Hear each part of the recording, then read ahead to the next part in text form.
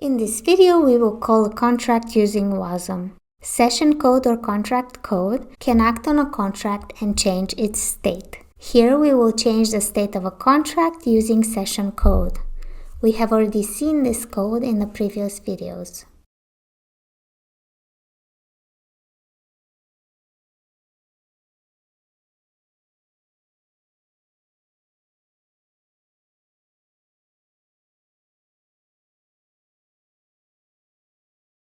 Now we will call put-deploy. Note the session path is the path to the compiled WASM on your computer. You will be charged gas fees for running session code or contract code on the network.